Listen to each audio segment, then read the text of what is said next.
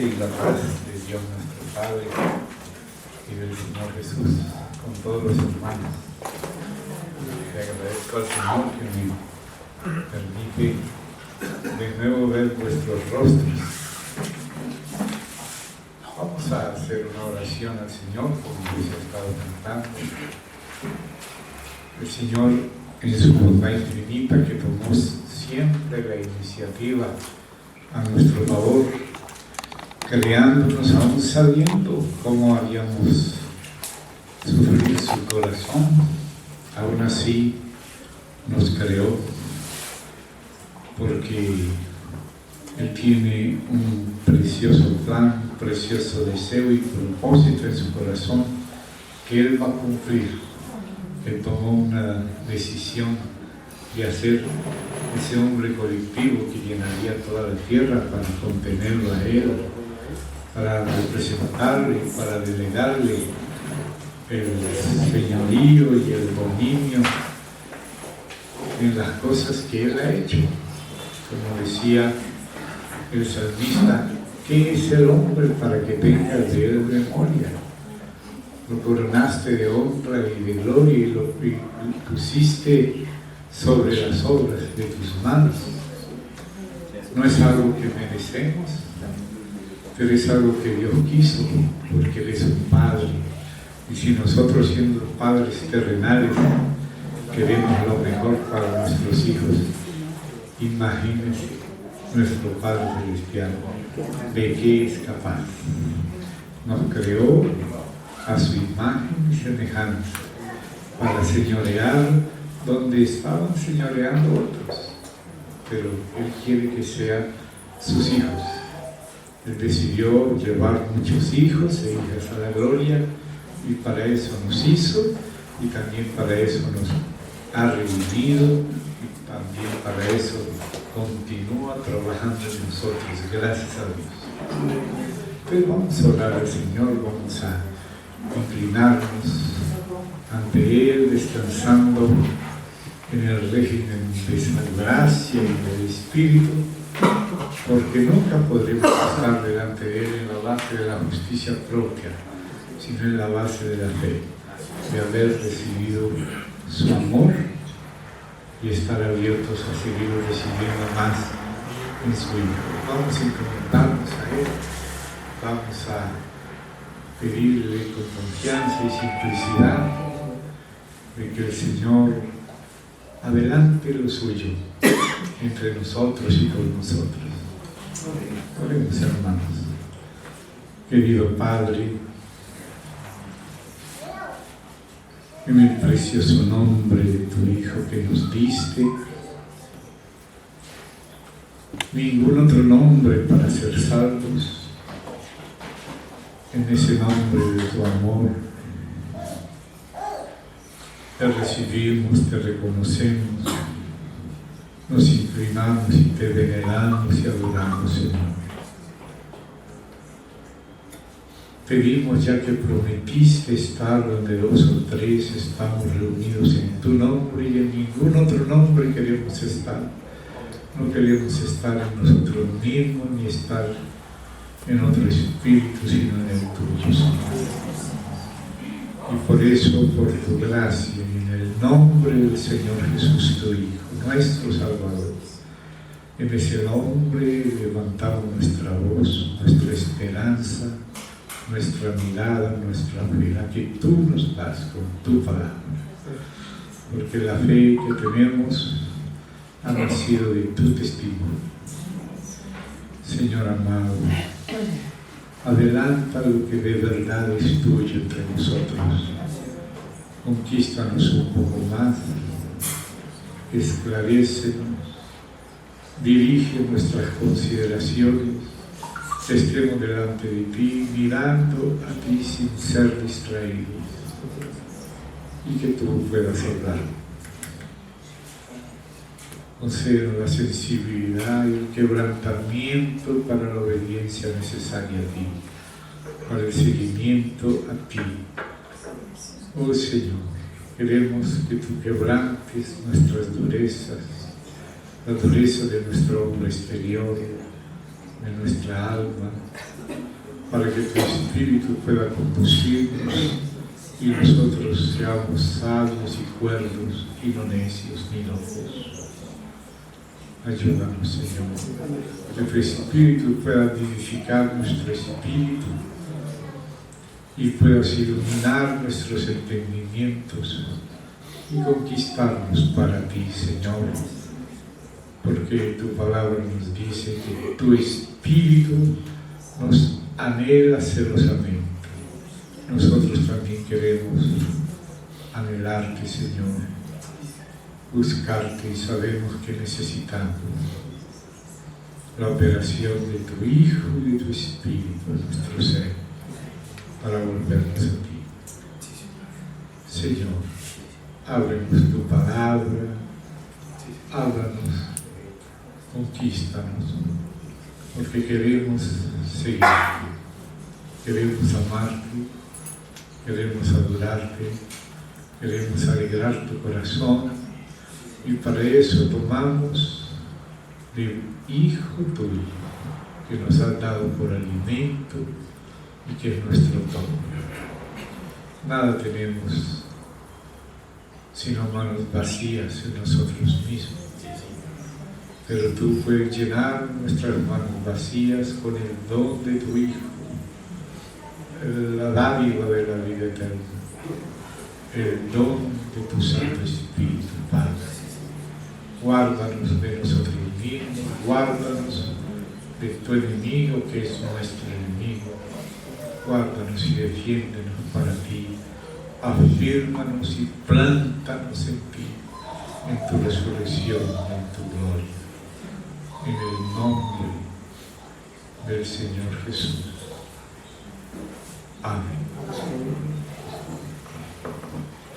Hermanos, vamos a mirar algunos pasajes en la Escritura y con la ayuda del Señor vamos a ir entrando de a poquito en algunas consideraciones sobre el testimonio de Dios. Esa palabra testimonio la encontramos en muchos contextos y en muchos versos de la palabra del Señor.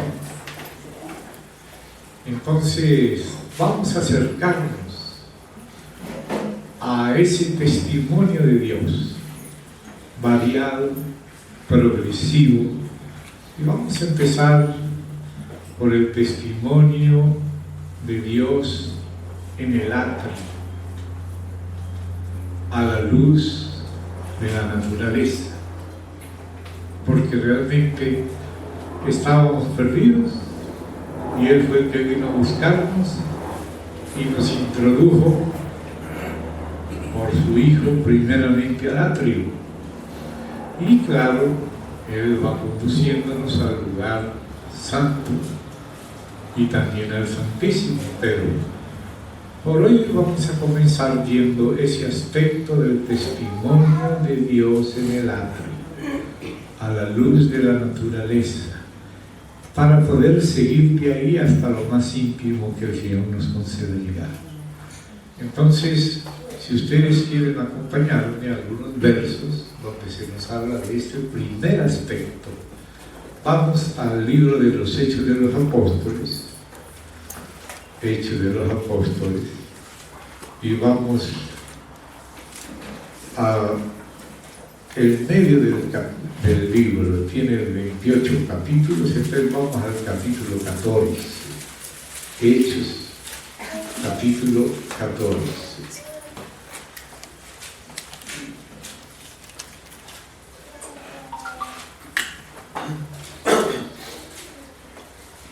En el capítulo 14, allí encontramos el relato de aquella visita de los apóstoles Bernabé y Pablo, donde el Señor los había llamado a la obra y salieron a la obra y se encontraron en un contexto pagano, mundano, perdido, engañado, pero de todas maneras llamaron la atención a estas personas paganas y todavía perdidas. Sin embargo, algunos buscaban alguna realidad y habían caído en idolatría y en otras cosas. Y sin embargo, el Señor se acercó a ellos. Y los apóstoles, además de dar un testimonio más avanzado que el de la naturaleza y el atrio, comenzaron por ahí. Entonces nosotros también queremos hacer estas consideraciones del testimonio de Dios comenzando por ahí, pero claro, es solo un comienzo. Pero vamos a leer capítulo 14. Voy a leer desde el 8 para que tengamos un contexto más inmediato. 14, 8 y siguientes. Y cierto hombre de Listra estaba sentado, imposibilitado de los pies, cojo de nacimiento, que jamás había andado. Este oyó hablar a Pablo.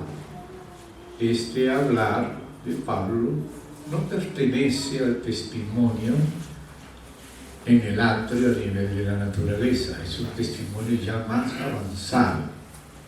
Pero aunque Pablo ya está y el Señor ya está en un testimonio más avanzado, de todas maneras Pablo apela al testimonio anterior que ya ellos tenían antes de Pablo y Bernabé llegar a ellos. Y nosotros necesitamos ver ese reconocimiento que hace el Evangelio de ese testimonio divino a través de la naturaleza que ya venía desde antes que nos llegara el Evangelio. Y es bueno ver eso, porque los seres vivientes, como los serafines que aparecen en capítulo 6 de Isaías, tienen ojos por dentro y por fuera, por delante y por detrás, y ven mejor que nosotros. Y ellos proclaman y dicen una frase que nosotros a veces la cantamos un poco sin entenderla bien y hasta a veces como que la modificamos un poco. Dice en Isaías capítulo 6 las palabras de aquellos serafines, donde dicen ellos que tienen ojos para ver porque viven a la luz de Dios, y Dios a los que viven cerca les da muchos ojos para ver mucho, y al ver al Señor y ver lo que el Señor ha hecho y también verse a sí mismos, porque hasta por dentro tienen ojos. Entonces ellos proclaman cuando ven la tierra y dicen: toda la tierra está llena de su gloria. Y no lo dicen en futuro. Habacuc, ya no los serafines, dice en el capítulo 2, toda la tierra, pero eso lo dice Dios por Habacuc, toda la tierra está, o sea, estarás o será llena del conocimiento de su gloria. No hay contradicción entre el presente de los querubines y el futuro de Habacuc, sino que están hablando de dos puntos de vista, uno celestial, cercano a Dios, en plena gloria de Dios, y el otro aquí en la tierra. Entonces, cuando hablan los serafines, Isaías, el registra lo que ellos hablaron, ellos dicen claramente: la tierra está llena, ya está llena de su gloria. Ahora, nosotros aquí en la tierra todavía no vemos su gloria, pero no porque no esté la tierra llena de su gloria, sino porque nosotros estamos ciegos. ¿Ve? Pero Dios va a ir abriendo nuestros ojos para ver ya incluso esta vieja tierra, que a esa es a la que se están refiriendo los serafines. A veces no vemos que en un dientecito de ajo Dios nos tiene preparado inclusive algunos antibióticos Dios mismo podría ser nuestro antibiótico, pero Él se hace representar en ese dientecito de ajo y le dio una misión a ese diente de ajo. Y a esa hojita de boldo también le dio una misión, porque Él puede curarnos y Él es el que nos cura, pero entonces Él también quiere que su creación participe con Él. Entonces le delega una misión a la cosa más simple y a lo más complejo también, y a cada uno de nosotros nos delegó una misión. Pero esa misión no quiere decir que Dios no está allí haciendo las cosas. Cuando Dios delega y sustenta un servicio delegado, es también el amor directo de Dios utilizando sus criaturas para que participen con Él en el bien que Él quiere hacer. Y entonces Él ha delegado a cada criatura una porción del bien que Dios hace.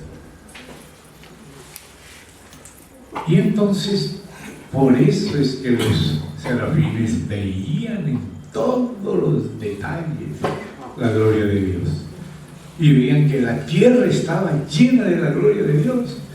Pero cuando habla Dios también, por Habacuc, ya no habla de que la gloria no está. No, la gloria sigue estando, pero los hombres todavía no la vemos bien.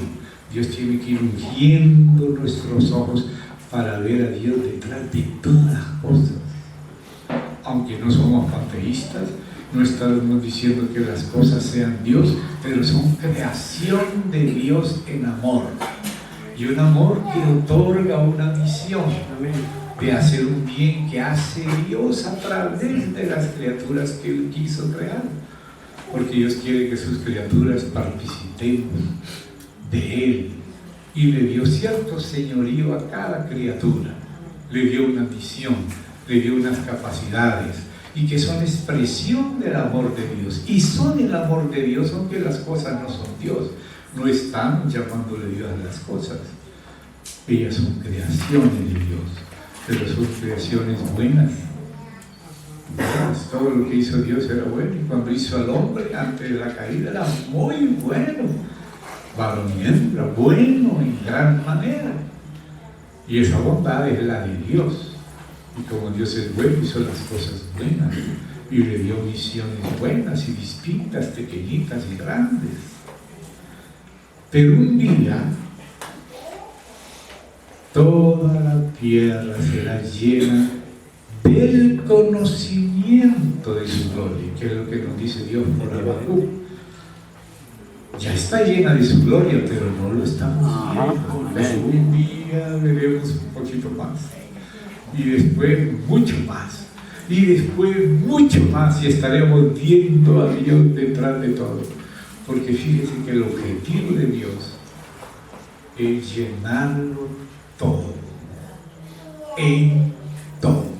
Para eso el Hijo de Dios vino a recuperar todo, y para someter el reino a su Padre, para que Dios sea todo en todo. Primero el propio Hijo ascendió para llenarlo todo, y llenarlo para su Padre, en nombre de su Padre, como vehículo de su Padre, porque Dios es el sustento y el significado de todo, es el que le da sentido a todo, el que le da el ser, y le da la función, y le da la realización, y vamos a decir, le da su propio nivel de dicha, porque Dios es el único que puede hacer dichosas a sus criaturas, pero hay distintos niveles. Entonces, el conocimiento de su gloria es ir recibiendo cada vez más el testimonio de Dios, viendo a Dios en todas partes, sin que el mundo creado sea Dios, pero sí está en Dios, es sustentado por Dios. Hay la trascendencia divina, más allá de todo lo que existe, antes y después de todo, antes como principio de todo, sentido de todo, pero también Dios está inmanente, sustentando todo, y todo lo que existe, existe en Él. Él es el ser necesario, nosotros somos contingentes, no éramos, pero Él quiso que fuéramos y que participáramos y que fuéramos dichosos en Él, compartiéramos con Él, fuéramos un regalo mutuo que Dios nos regala unos a los otros. Es Él el que nos regala, pero también unos a los otros somos regalados por Dios. Somos todos, las criaturas, un regalo de Dios.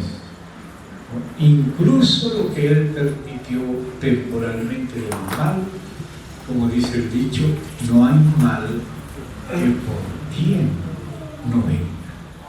O sea que aún en eso, lo que Dios permitió del mal temporalmente, que lo juzgará y nos enseñará muchas cosas, todo eso es un regalo de Dios.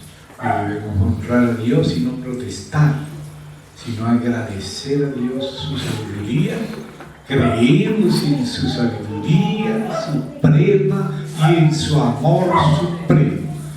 Aunque no lo estemos viendo, la tierra será llena del conocimiento de su gloria. Y de hecho ya está llena, a pesar de lo que vemos, ya está llena de su gloria. Porque Dios tiene todo bajo control y está haciendo todo con rectitud, con sabiduría y con bondad. Dios abre nuestros ojos para conocer a Dios y reaccionar distinto y no engañados. Amén. Entonces, leamos ahí, 14 de Hechos, verso 7. O sea, aquel paralítico de nacimiento de los pies, ¿no?, de Listra, oyó hablar a Pablo, el cual, fijando en él sus ojos y viendo que tenía fe para ser sanado, dijo a gran voz: levántate derecho sobre tus pies. Y él saltó y anduvo. Entonces la gente, visto lo que Pablo había hecho, alzó la voz diciendo en lengua licaónica: dioses. Claro que aquí hay que ponerlo con minúscula. Bajo la semejanza de hombres han descendido a nosotros. Y a Bernabé llamaban Júpiter, y a Pablo Mercurio, porque este era el que llevaba la palabra. Y el sacerdote de Júpiter, cuyo templo estaba frente a la ciudad, trajo toros y guirnaldas delante de las puertas, y juntamente con la muchedumbre quería ofrecer sacrificios. Cuando lo oyeron los apóstoles, Bernabé y Pablo rasgaron sus ropas, se lanzaron entre la multitud dando voces y diciendo: varones, ¿por qué hacéis esto? Nosotros también somos hombres semejantes a vosotros, que os anunciamos, y este ya es un testimonio en el lugar santo, más profundo que de la naturaleza, pero de todas maneras es el segundo nivel. El primero va a ser reconocido acá. Os anunciamos que de estas vanidades os convirtáis al Dios vivo, que hizo el cielo y la tierra, el mar y todo lo que en ellos hay, en las edades pasadas, o sea, las que pertenecen al atrio, a la infancia de la humanidad. Él ha dejado a todas las gentes andar en sus propios caminos. Note, y cuando ellos estaban en sus propios caminos, mire lo que aún existe a pesar de ese periodo tan primitivo. Dice así: si bien, y aquí voy a tener que hacer explícito lo que está implícito, Él ha dejado Él es Dios. Si bien Dios no se dejó a sí mismo sin testimonio. Entonces aquí ya nos encontramos con esta palabra testimonio en este contexto. El testimonio de Dios en el atrio, a la luz de la naturaleza creada, incluso la del viejo cielo y vieja tierra, todavía no está hablando del nuevo, está hablando del que hemos vivido nosotros y han vivido los paganos y toda la humanidad en las edades pasadas, y aún hoy muchos están en la selva. Se dice que en el Amazonas hay como 200 grupos de aborígenes que ni siquiera entre ellos se conocen en el Amazonas. Piensan que los aviones son pájaros truenos, pasa un avioneta y le tiran flechas. Una vez llegó un misionero que tenía una pierna falsa, una pierna que la había perdido, era un accidente. Entonces pusieron una pierna que no era natural, una prótesis, y cuando quería comer cañones, quería morderle la pierna y se la mordió y dijo: uy, la carne de estos es distinta a la que aquí comemos nosotros. Y así pues no se lo comieron. Pensaron que el resto era igual que la pierna, la prótesis de pierna, ¿verdad? Como el misericordioso, y así fue que pudieron llegarles a él. Pero entonces aquí dice: Dios no se dejó a sí mismo sin testimonio, aunque dejó a todas las gentes andar en sus propios caminos. A ver si palpando, como dice también en otro lugar Pablo, ya no aquí en Licaonia, sino allá en Atenas, si palpando pudiesen hallar. Pero como no lo hallaron, entonces ahora Dios dio el testimonio especial a la luz del lugar santo. Ya no dejó a la naturaleza hablar de Él, sino ahora a los que lo han conocido. Pero entonces eso viene un poquito después. Detengámonos un poco en reconocer el valor del testimonio divino en la naturaleza, porque vamos a necesitar usarlo cuando el Espíritu nos guíe, como aquí Pablo, que iba introduciendo el testimonio de la revelación especial. Sin embargo, reconoció el lugar de la revelación general, que recoge la teología natural, no todavía exegética. Entonces dice así: no se dejó a sí mismo sin testimonio. A ver, ¿cuál es ese testimonio que Dios ha dejado en las edades pasadas, inclusive antes del Evangelio? Aunque ya en Génesis ya se fue prometido el Evangelio, y ese factor está diseminado en las culturas y sirve como punto de contacto para la evangelización.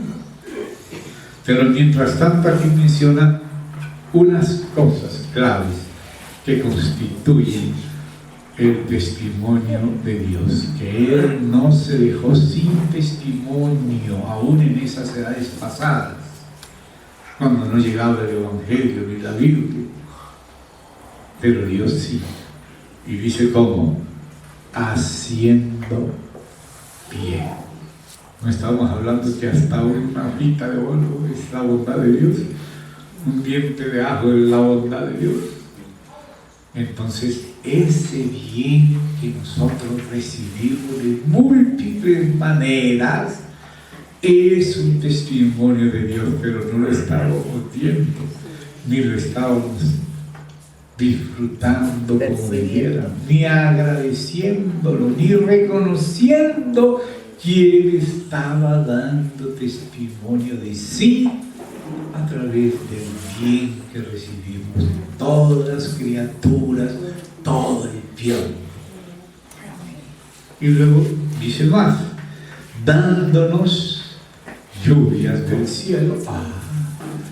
Las lluvias casi siempre, generalmente benéficas, y a veces también la ira de Dios se revela contra toda impiedad y necesitamos un huracancito por aquí, que la gente como que se dé cuenta de que, porque no siempre hay huracanes y la mayoría de las veces todo está bien, y como que nos acostumbramos y no lo vemos y no lo agradecemos.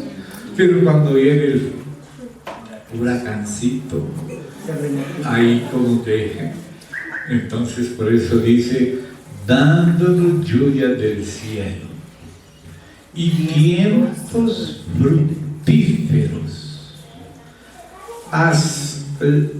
llenando de sustento y de alegría nuestros corazones.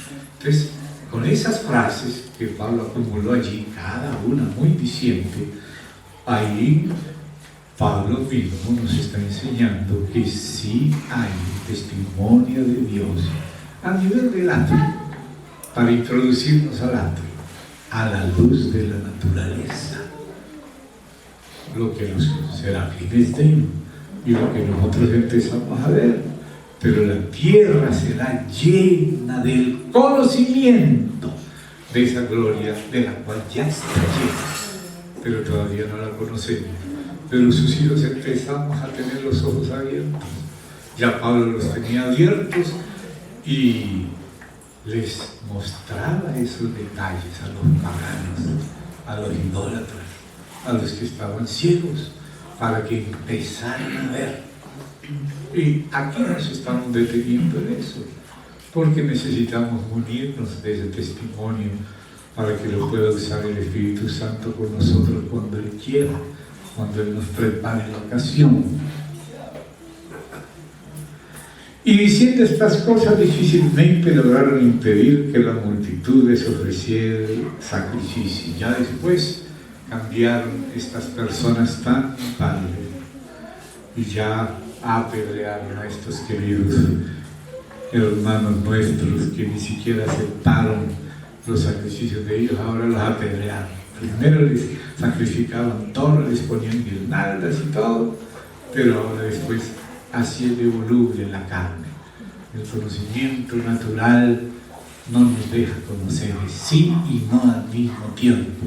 Aún con los apóstoles sucedía eso, que cuando estaban en su hombre natural, según el hombre exterior, dudaban y decían, pero ¿quién será este? Pero adentro, dice, en el espíritu humano, sabiendo que era el Señor. El espíritu sabía que era el Señor, pero la mente humana, en su carnalidad, en su paradigma natural, dudaba, ¿quién será este? Y al mismo tiempo, sabiendo que era el Señor. Como los discípulos también en camino de Maús, Cleofás, aquel otro posiblemente, su hijo José el menor o cualquier otro. Con el hombre exterior decían, pero ¿quién es este extranjero? Que no sabe lo que ha pasado aquí. De Jesús, no sabe nada de Jesús. Nosotros pensábamos que él era el que iba a libertar a Israel, pero ya hace 4 días lo mataron. Pero al mismo tiempo que el hombre exterior estaba en sus cavilaciones, el hombre interior ardía mientras les hablaba. Porque según el hombre natural no se puede conocer a Dios, y cuando estamos en cavilaciones es porque estamos en la carne, y los espíritus malignos están soplando su doctrina. Pero cuando estamos en el espíritu, no es sí o no, será o no será no. Cuando estamos en el espíritu es sí y amén. Qué distinto, hermano. ¿Y qué cosa? Las dos cosas al mismo tiempo en psicología le llaman a eso ambivalencia. Dos cosas que están sucediendo al mismo tiempo, una en la carne y otra en el espíritu. Somos un poco complicados, ¿no, hermanos? Pero cuando nos veamos vacilando, no es el Señor. Él sí nos convence de pecado, pero también de justicia y también de juicio. Eso lo hace el Espíritu Santo. Esa es una obra del Espíritu Santo. Pero también el testimonio de Dios por la naturaleza también es del Espíritu Santo. También es el Espíritu Santo el que nos abre los ojos al testimonio de Dios. Y si es reconocida en la palabra de Dios, debe estar también entre nuestras condiciones. Amén. Entonces, ahí pasamos a ese pasaje clásico que ustedes ya estarán adivinando cuál es. Romanos, epístola de Pablo a los Romanos. Vamos a fijarnos un poco más detenido para no hacerlo muy corriente, porque lo que nos importa es disfrutar la cosa, verla, ser tocados por ella, y abiertos nuestros ojos, porque para eso envió Pablo a los apóstoles, a Pablo, para que les abra sus ojos. ¿Para qué? Para ver, para conocer la gloria de Dios llenando la tierra. Y la gloria de Dios en muchas más cosas entonces también. Entonces al capítulo 1 volvemos al verso 18 y vamos a percibir distintas cosas que pertenecen a esa revelación general que constituye la teología natural, lo que de Dios se conoce a través de la naturaleza. Esa es la teología natural. La revelación general es lo que Dios revela de Él a través de la naturaleza. Y de eso que Dios revela, nosotros los hombres hacemos nuestra teología basado en lo que la naturaleza nos muestra del Señor. El testimonio que Dios da de sí mismo a través de la naturaleza. Y cuando nosotros lo vamos entendiendo, vamos formulando nuestra teología natural. La teología natural es lo que vamos sabiendo de Dios por el testimonio que Él da de sí mismo por medio de la naturaleza a nivel del átomo. Hay un testimonio más profundo y a eso a los que más queremos llegar primero, pero con una fundamentación sería mejor. Entonces dice, porque aquí habla de porque había dicho lo siguiente, que en el Evangelio la justicia de Dios se revela por fe y para fe. Y entonces dice, porque el justo por la fe vivirá. Porque, y aquí empieza a mencionar una cosa, la ira de Dios. O sea, no solo la ira, sino Dios, que también se indigna justamente, sin salir de la medida. Dios no se sale de las casillas, aunque se enoja, porque hay cierto enojo que no es pecado. Por eso San Pablo escribe, airaos, pero no pequéis. O sea, hay una ira que es pecado y una ira que no es pecado. Una ira que es una indignación santa y justa, pero magnitud de la maldad y de la injusticia del hombre. Y eso es una expresión de Dios mismo. Dios tiene también de vez en cuando ira. Y hay el día agradable y el día de la ira y de la venganza de Dios, que es la justicia de Dios. No es pecado de Dios, es justicia exacta, fiel de Dios, y aún con misericordia.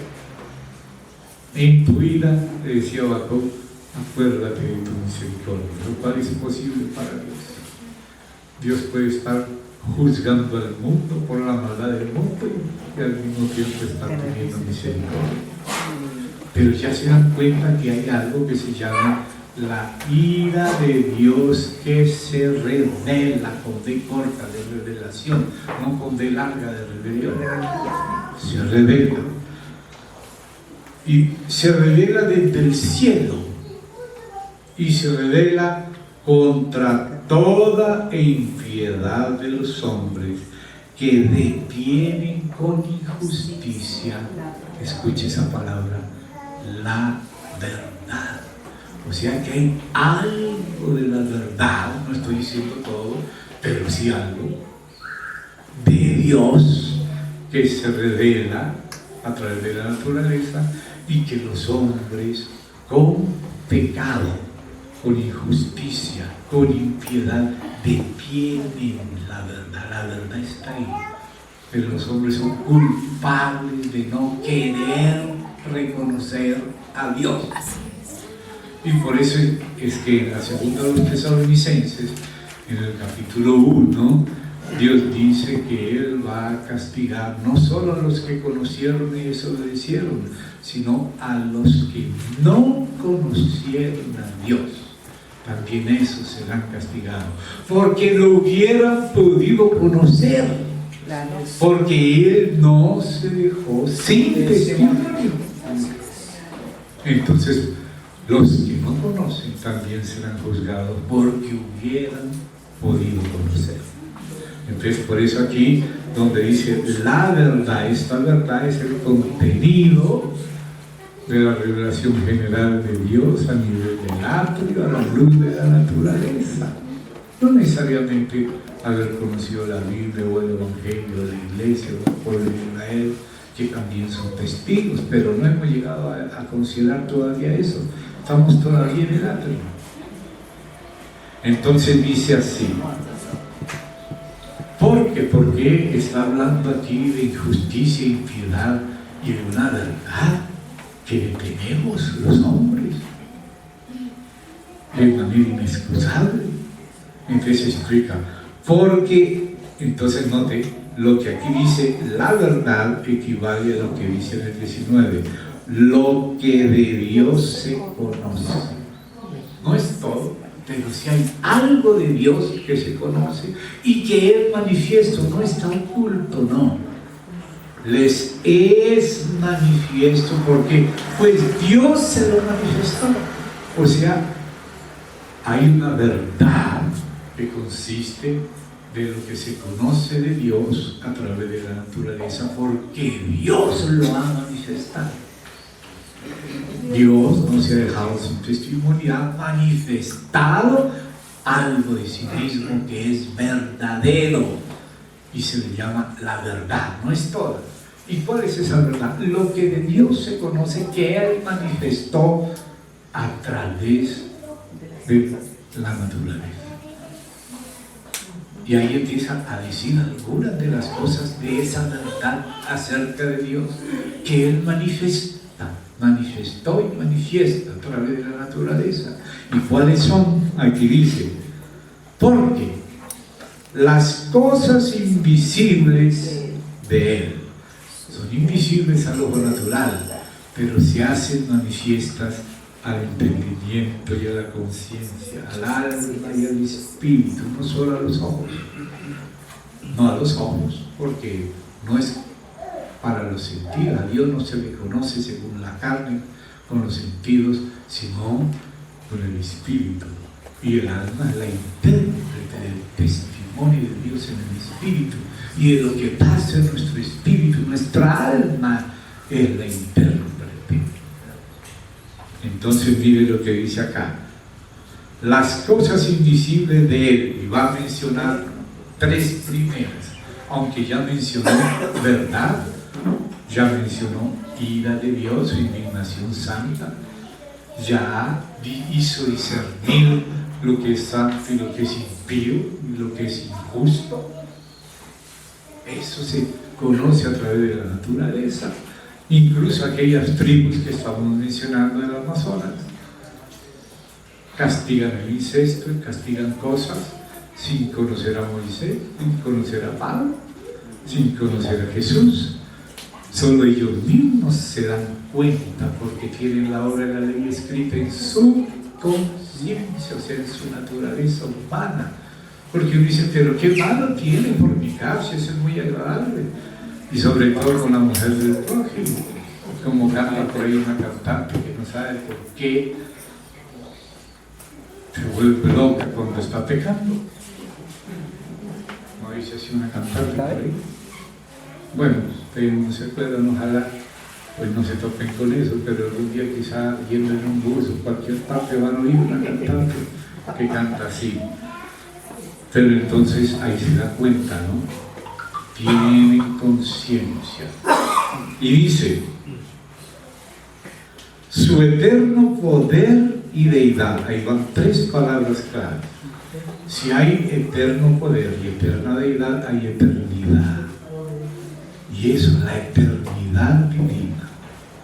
Y la eternidad del poder divino y de la deidad divina se hacen claramente, miren ahí, se hacen claramente visibles desde la creación del mundo, siendo entendidos. Vivir más, que eso es lo que quiere decir átomo, lo siguen viviendo, en el núcleo y en los electrones de la periferia y en los protones y los neutrones y luego las partículas gamma y siguen metiéndose tanto para afuera como para adentro, lo infinitamente grande, lo infinitamente pequeño. ¿Quién hizo eso? ¿Qué poder tiene el que lo hizo? Porque será que nosotros hicimos así fuese una hojita de pasto. ¿Será que hemos hecho una hojita de pasto? Digo, de plástico sí hemos hecho. Y estamos contaminando los océanos, toda la tierra y todo con los plásticos que hacemos nosotros. De las cosas que hizo Dios, hacemos cosas que enredan. Pero miren ahí, hermanos, tan claro.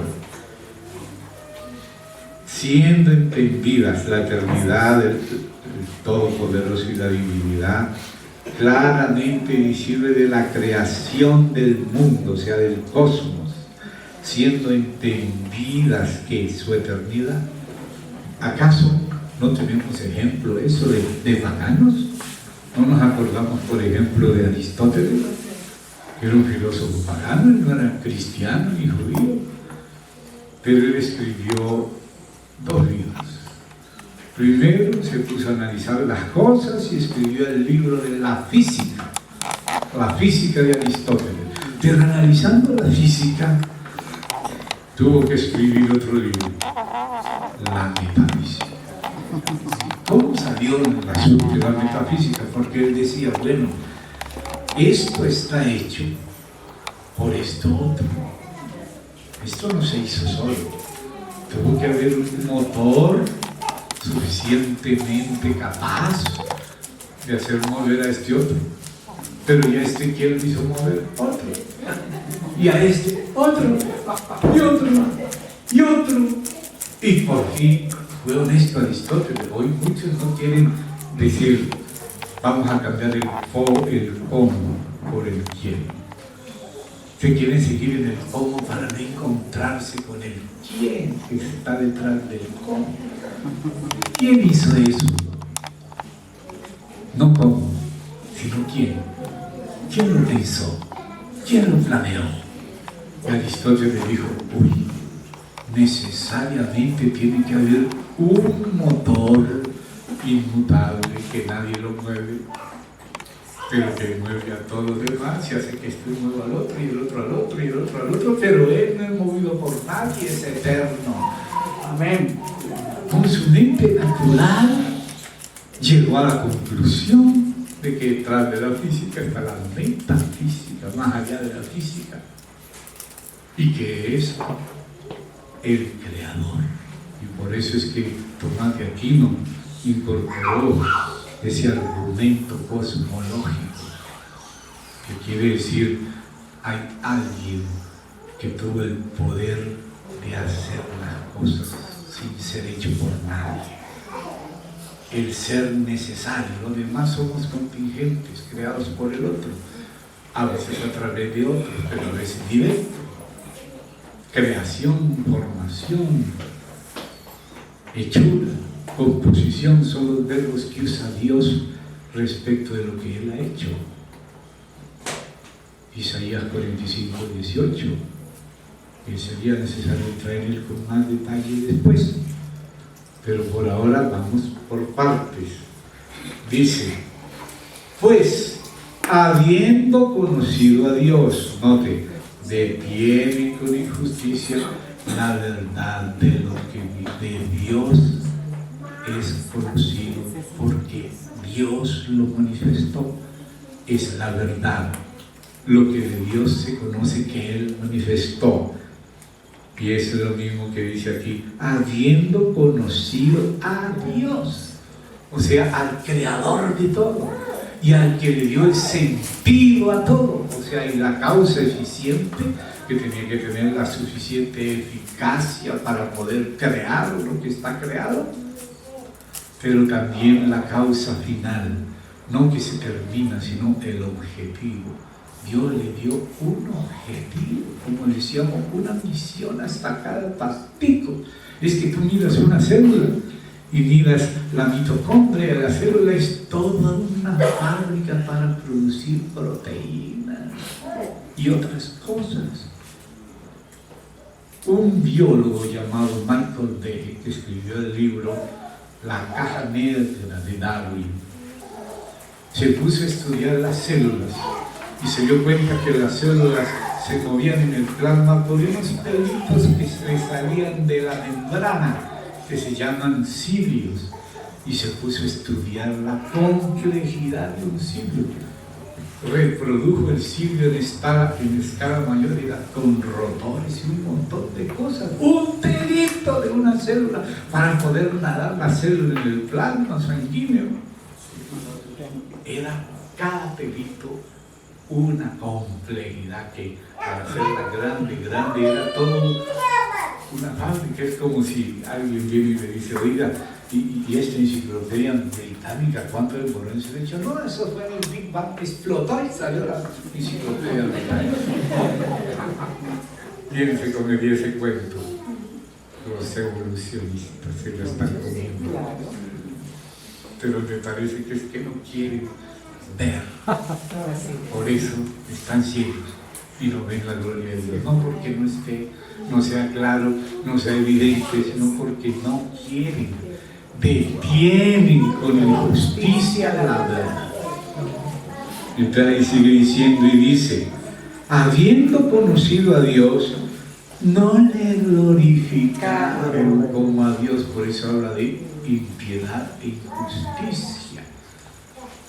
O sea que el derecho que Dios tiene a ser reconocido, glorificado y adorado se puede percibir a través de la naturaleza, y por eso los seres humanos adoran. Pero en vez de adorar al gran Dios, ahora adoran al maíz, a los cucarrones y bueno, a las serpientes. Y eso es lo que va a decir aquí a continuación. ¿Viste? Dice, no le glorificaron como a Dios. O sea, Dios, el Dios, la verdad de Dios, lo que Dios ha manifestado a través de la naturaleza, ya es suficiente para reconocer su gloria y para merecer ser glorificado y merecer la gratitud y la acción de gracias. Pero dice, no le glorificaron como a Dios, ni le dieron gracias, sino que se envanecieron en sus razonamientos, y su necio corazón no era, fue entenebrecido. Como dice otro versículo en Eclesiastés, Dios hizo al hombre bueno, pero ellos se buscaron muchas perversiones. O sea, esa es la impiedad y la injusticia de los hombres, que detienen con injusticia la verdad, que es lo que de Dios se conoce y que Dios lo ha manifestado. Pero el hombre no quiere darle las gracias a Dios, no quiere reconocer a Dios. Hablan de la madre naturaleza y a esa sí la quieren adorar y hacen cultos a la madre Gaia, pero no al Padre Creador de la tierra. ¿Se da cuenta? Y en eso están. Y por eso se han desviado a perversiones, porque no han tenido en cuenta a Dios, que está ahí dando testimonio en el atrio a la luz de la naturaleza. Inclusive se meten a ser gay y resultan con SIDA y no se dan cuenta que es la ira de Dios que se revela contra su impiedad. Y entonces sí dice acá, profesando ser sabios, se hicieron, Dios no los hizo necios, se hicieron a sí mismos necios. Y cambiaron, nótese el verso, cambiaron la gloria de Dios. Ahí estaba la gloria, pero no la quisieron ver. ¿Se dan cuenta de lo que hace el pecado? Nos enceguece. Y cambiaron la gloria de Dios, y mire a quién le dieron gloria. Mire a quién sí adoraron. A los demonios. a los animales, a las cucarachas, y no a Dios. Miren, cambiaron la gloria de Dios incorruptible en semejanza de imagen de hombre corruptible. A eso se adoraron. Al emperador adoraron, al cacique, de aves, de cuadrúpedos y de reptiles, hasta las serpientes. Ahora, eso era lo que quería Satanás. Por lo cual, por eso, porque cambiaron, eso es la impiedad, eso es la injusticia contra Dios de la humanidad. Cambiaron la gloria del Dios incorruptible. ¿En qué la cambiaron? En todo eso que dijo ahí. Por lo cual también Dios los entregó. Es decir, como ellos insisten, los soltó. Eso es lo que quieren entonces. Eso es lo que ustedes consideran su Dios y su bien. Pruébenlo entonces. Los entregó a la inmundicia en la concupiscencia de sus corazones, de modo que deshonraron entre sí sus propios cuerpos. O sea, al soltarse de Dios, no quererlo reconocer, por esa impiedad e injusticia contra Dios, por esa maldad, Dios los soltó a hacer cosas que no quieren. Porque lo que es lógico se pierde y la gente ya no tiene ningún punto de referencia. Entonces, ¿qué dice ahí? De modo que deshonraron entre sí sus propios cuerpos. ¿Por qué se llegó al homosexualismo, a la sodomía, al bestialismo, cosas aún peores que no quiero ni contar? Ahora aquí están queriendo que el matrimonio gay sea válido, y en otras partes ya se están casando con animales, y en otras partes con demonios. No estoy diciendo cosas lejanas, cosas que nos rodean. Y dice acá, deshonraron entre sí sus propios cuerpos. ¿Por qué? Ya que cambiaron la verdad de Dios, el contenido de la revelación general, de la teología natural. La gloria de Dios siendo vista, pero detenida con injusticia, con maldad.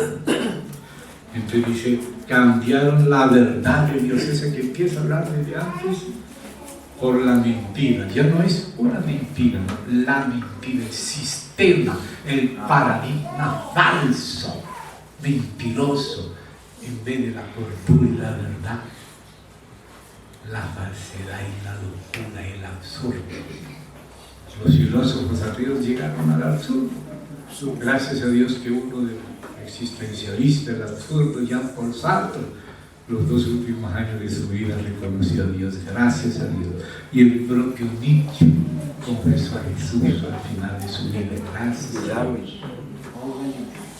No tengo el tiempo ahora de contarles la historia con más detalles, pero eso sucedió y se puede demostrar. Seguimos acá. Cambiaron la verdad de Dios por la mentira, honrando y dando culto a las criaturas antes que al Creador. Entonces, cuando la gente quiere honrar a las criaturas, honrar sus perversiones, y quieren que todo el mundo los honre en sus perversiones y las considere normales, su impiedad y su locura. Mire lo que dice el Señor aquí, honrando y dando culto a las criaturas antes que al Creador, el cual es bendito por los siglos. Amén. Repite el Espíritu Santo, y nosotros con Pablo y él. Por esto, por esa injusticia, esa impiedad, esa mentira, Dios los entregó a pasiones vergonzosas, porque ya no tienen ningún punto de referencia, solo el caos es su referencia, el caos maligno y satánico. Entonces dice acá, los entregó a pasiones vergonzosas, pues aún sus mujeres cambiaron. Claro, si cambia la verdad de Dios y la gloria de Dios, que cambia la verdad por la mentira y la gloria de Dios por la de criaturas. Entonces también dice, cambiaron el uso natural por el que es contra naturaleza, como si no se dieran cuenta para qué fue hecha cada cosa. Se volvieron locos. Podría decir cosas terribles, no las voy a decir, pero ustedes saben que existen. Por el que es contra naturaleza, hay un uso contra la naturaleza, por eso vienen esas enfermedades, no solo físicas, sino también psicológicas y espirituales, y hasta quedan endemoniados. Entonces dice, y de igual modo también los hombres, dejando el uso natural de la mujer, se encendieron en su lascivia unos con otros, cometiendo hechos vergonzosos. No es cuestión de orgullo, es vergüenza, no orgullo. Vergonzosos hombres con hombres, y recibiendo en sí mismos, oiga, la retribución debida a su extravío. Cada extravío conduce a una retribución. No piense que quedarán impunes los que quieren cambiar el derecho divino por un laodicaico derecho disque natural cuando es contra natura, y quieren que todo el mundo piense como ellos y sienta como ellos. Hermano, qué actual es la palabra de Dios. Qué actual es la palabra de Dios. Y nosotros tenemos que entender esto bien claro, porque nuestro testimonio tiene que ser el mismo de Dios. Amén. Amén. Entonces dice, y como ellos, note, ahí está el problema, no aprobaron tener en cuenta a Dios. Entonces, ¿qué es lo que viene? Por eso, como ellos no aprobaron tener en cuenta a Dios, Dios ya va 3 veces que dice esto, los entregó a una mente reprobada, un paradigma falso, enfermizo, culpable, impío, injusto, loco, absurdo, antinatural, como dice que sería la gente del último tiempo, sin afecto natural. Ahora están poseídos por espíritus, porque a esos tuvieron por dioses y amaron más que a Dios. Las plagas que vienen, dice la Escritura, es buscando el arrepentimiento, pero ni aún así se arrepintieron ni dejaron de adorar a los demonios. Fíjese, estos actos demoníacos que se están haciendo van juntos con la degradación sexual también, van juntos.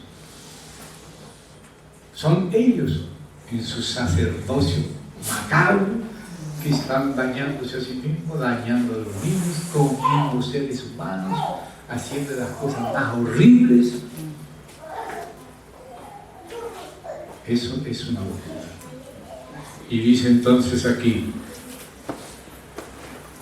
como ellos no aprobaron tener en cuenta a Dios, Dios los entregó una mente reprobada para hacer cosas que no convienen. O sea, la locura, hacer lo que no conviene.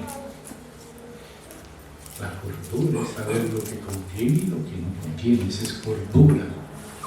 ¿Y qué dice? Estando atestados, o sea, hasta la coronilla, hasta la testa, atestados de toda injusticia, fornicación, perversidad, avaricia, maldad, llenos de envidia como el diablo contra Dios, homicidios, contiendas, engaños y malignidades, murmuradores, detractores, aborrecedores de Dios, injuriosos, soberbios, altivos, inventores de males, desobedientes a los padres, necios, desleales, sin afecto natural, implacables, sin misericordia, quienes habiendo entendido, no que otra cosa, otro capítulo de la revelación general, otro capítulo de la teología natural, habiendo entendido el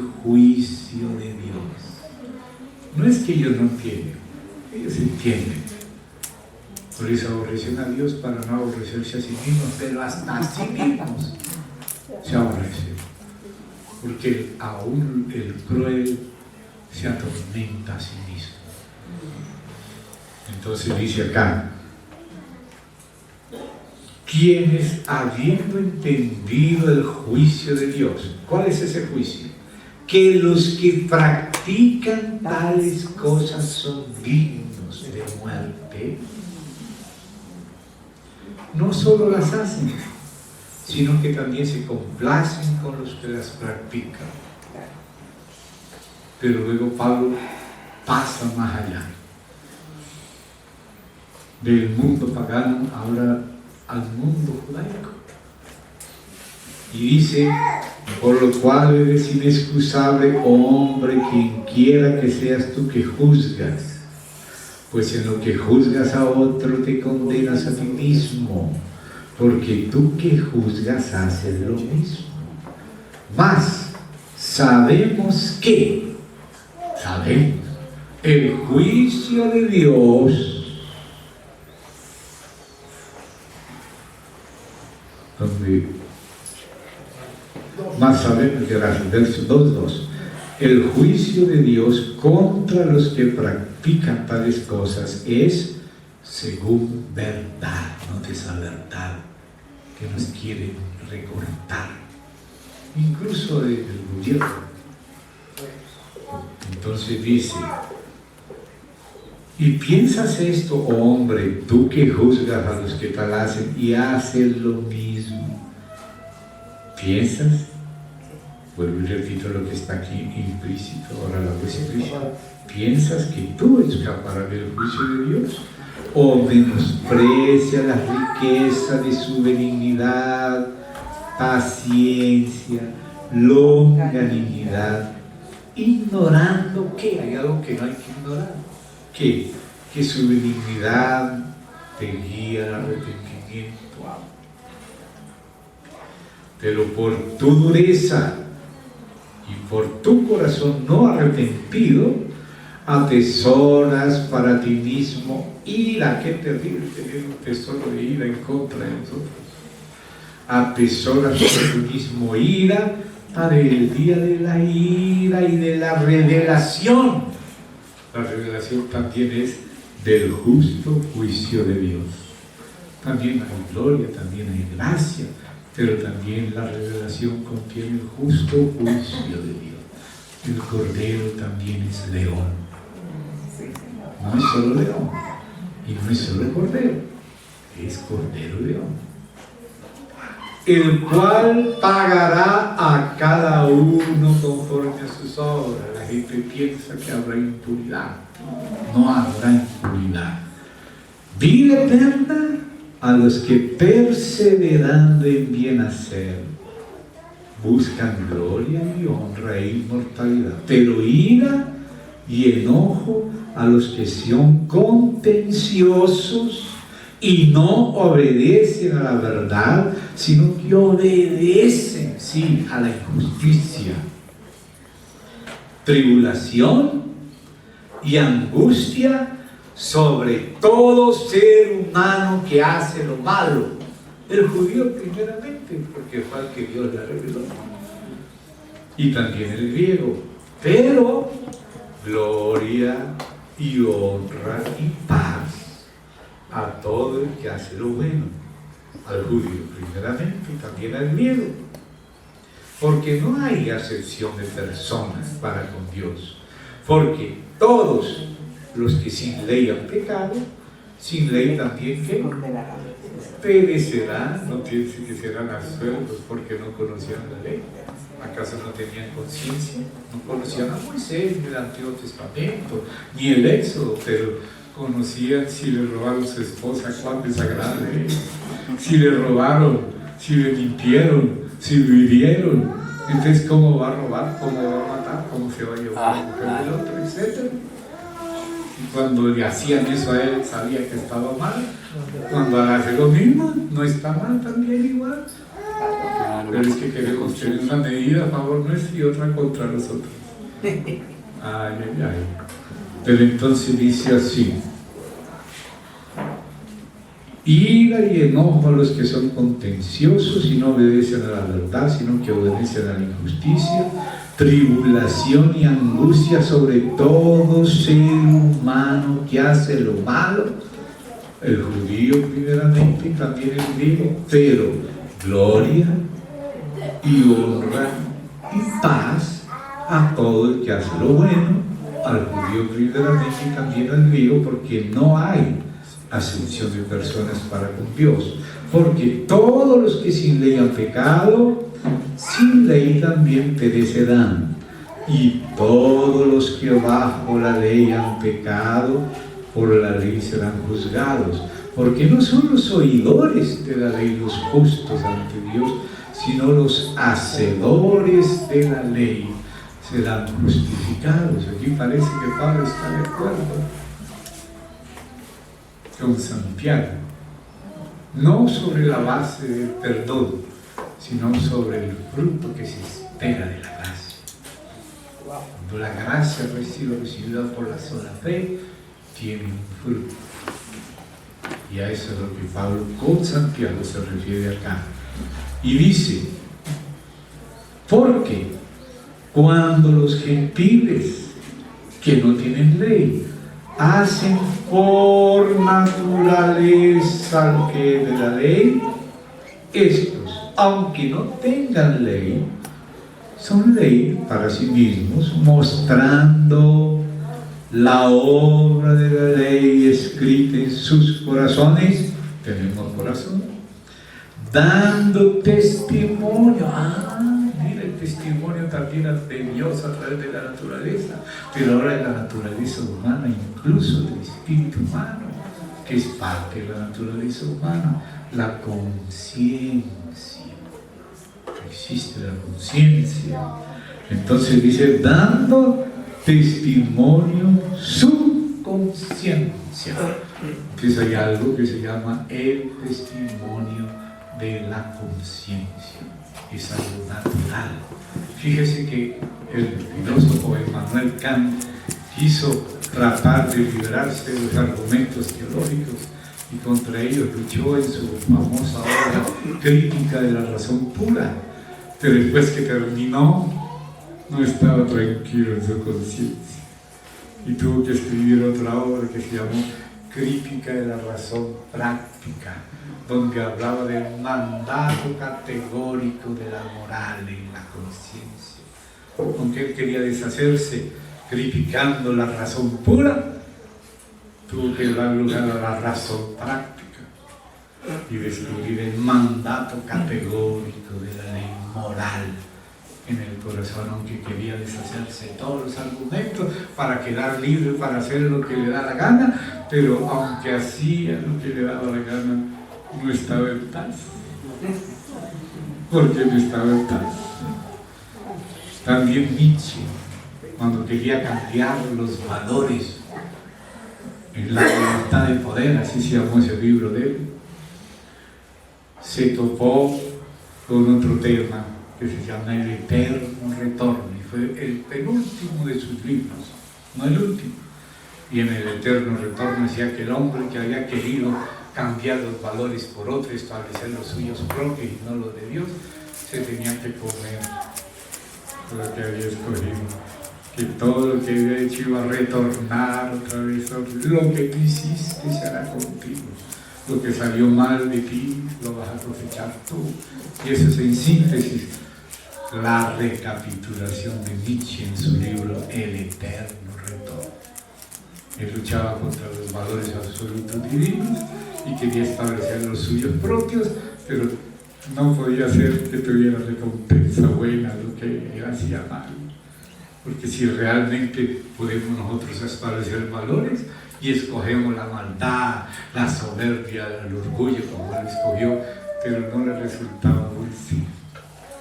lo que él escogió no le gustaba y tuvo que capitular ante el eterno retorno de lo que cada uno escogió. Se lo va a encontrar y se lo va a tener que tragar. Por eso ya en el último libro, ya cuando estaba loco, en el manicomio, 11 años loco, escribió el libro Mi hermana y yo. Ahí por fin confesó a Jesucristo. Y en el manicomio dijo lo más cuerdo de su vida. Decía: venciste, Galileo, en el corazón de tu peor enemigo. ¿Y acaso voy a negarte los laureles de la victoria solamente para que mis futuros biógrafos continúen con el mito del anticristo? Y escribió un poema que se llama Entre aves de rapiña, y se preguntaba él mismo: ¿por qué te sedujiste en el camino de la antigua serpiente? No eres más que un enfermo que cava su propia fosa para enterrarse a sí mismo. Ese es el testimonio de Nietzsche cuando se dio cuenta de su locura. Y al final dice: ¿acaso? Le dice a Jesús: ¿acaso te voy a negar los laureles de la victoria solamente para que mis futuros biógrafos continúen con el mito de la Biblia? Y claro, hoy los fanáticos de Nietzsche, desgraciadamente yo lo fui cuando estaba estudiando psicología en la Universidad Nacional, le agradezco al Señor en su gracia y bondad de vida de toda esa locura. Pero hoy los que siguen queriendo ponerlo en alto a Nietzsche se olvidan de estas cosas y no las quieren decir. Sartre también, los 2 últimos años de su vida, Jean-Paul Sartre, el filósofo existencialista ateo de la Sorbona, dejó de ser ateo 2 años antes de morir. Claro que Simón de Beauvoir, su mujer, y los otros existencialistas se pusieron muy tristes porque su héroe y profeta se le volteó la torta. Ay, Señor Jesús, ya vamos a terminar acá, hermanos. Entonces dice: mostrando la obra de la ley escrita en sus corazones, dando testimonio su conciencia y acusándoles o defendiéndoles sus razonamientos en el día en que Dios juzgará por Jesucristo los secretos de los hombres conforme a mi evangelio, el evangelio de Pablo, la buena nueva de Dios, de Cristo y de los apóstoles, de Pablo, también de nosotros. Amén. Nos detenemos por hoy aquí para, si Dios nos permite, ir avanzando en otros aspectos. Oremos, hermanos.